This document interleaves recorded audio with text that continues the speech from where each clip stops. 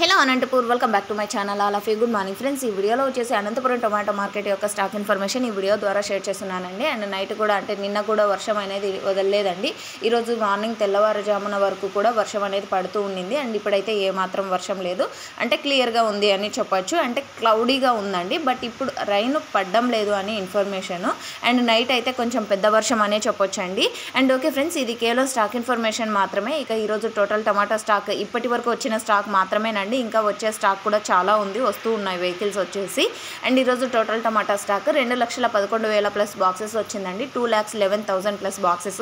And stock అయితే తగ్గింది అండి. అండ్ రీజన్ ఏమి అంటే కనుక వర్షం కారణం చేత అండి. అండ్ కొంచెం వర్షంకాయలు కూడా ఎక్కువగా వస్తున్నాయి అనంతపురం టొమాటో మార్కెట్కి. అవి క్వాలిటీ తక్కువగా ఉంటే కనుక నోసేల్ పడతారు వాళ్ళు.